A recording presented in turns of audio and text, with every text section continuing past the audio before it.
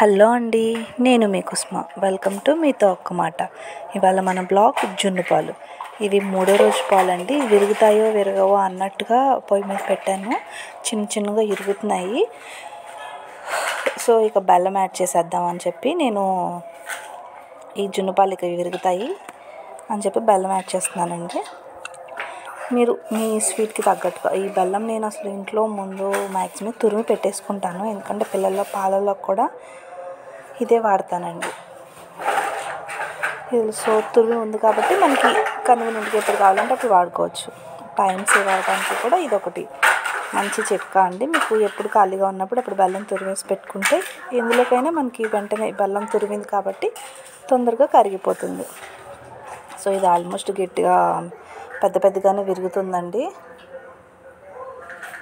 మీ స్వీట్నెస్కి తగ్గట్టుగా బెల్లం యాడ్ చేసుకోండి. మీకు గట్టి జున్ను అంటే ఇష్టమా, ఇలా విరుగుడు పాలు అంటే ఇష్టమా, అది కూడా కామెంట్ చేయండి. నాకైతే విరుగుడు పాలు అంటేనే ఇష్టం అండి.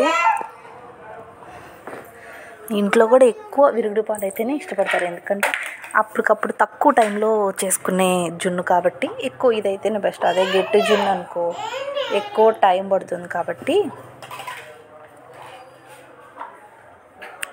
సో ఇది ఇంకా పాలు బాగా పూర్తిగా విరిగిపోతున్నాయండి. గట్టిగానే అవుతుంది.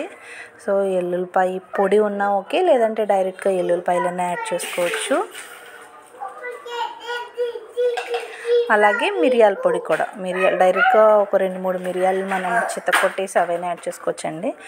ఎందుకంటే నేను డైరెక్ట్గా యాలక్కాయ పొడి వేయట్లేదు. కొంచెం యాలక్కాయలు కూడా వీళ్ళు తింటారు కాబట్టి అవి తగులుతూ ఉంటే బాగుంటాయి అని చెప్పి ఊరికి కొంచెం చితకొట్టి యాలక్కాయలు యాడ్ చేశాను. ఇప్పుడు ఒకసారి మళ్ళీ కొంచెం తిప్పుకుంటూ ఉండాలి. మిరియాల పొడి కూడా ఇంట్లో కొంచెం ఎప్పుడు స్టోర్ అయి ఉంటుందండి.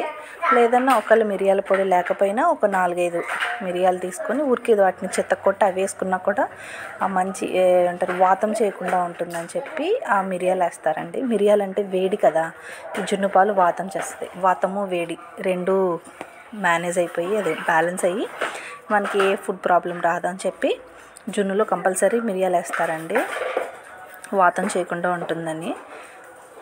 ఇది బాలింతలు కూడా తినొచ్చు, ప్రెగ్నెంట్ వాళ్ళు కూడా తినొచ్చండి. సో నేను మిరియాల పొడి ఇంట్లో ఉంది, నేను ఇంకా అందుకని చాలా కొంచెం మిరియాల పొడి యాడ్ చేశాను. ఎలా అనిపించింది కూడా నాకు కామెంట్ చెప్పండి. మీరైతే ఏ జున్నుని ఇష్టపడతారో కూడా కామెంట్ చేయండి. ఛానల్ని సబ్స్క్రైబ్ చేయండి. మీతో ఒక్క మాట. ఈ వీడియోని లైక్ చేయండి. సో అది ఆల్మోస్ట్ అదే అందులో ఉన్న వాటర్ క్వాంటిటీ కానీ మొత్తం సపరేట్ అయిపోయి మనకు ఆ పాలదంతా గట్టిగా విరిగిపోయిందండి. క్లియర్గా కనిపిస్తోంది. సో ఒక 2 మినిట్స్ అలా ఉంచి స్టవ్ ఆఫ్ చేసేసుకుంటే మనకి జున్ను పాలు రెడీ అయిపోతాయి. ఛానల్ని సబ్స్క్రైబ్ చేయటం మర్చిపోకండి. మీతో ఒక్క మాట.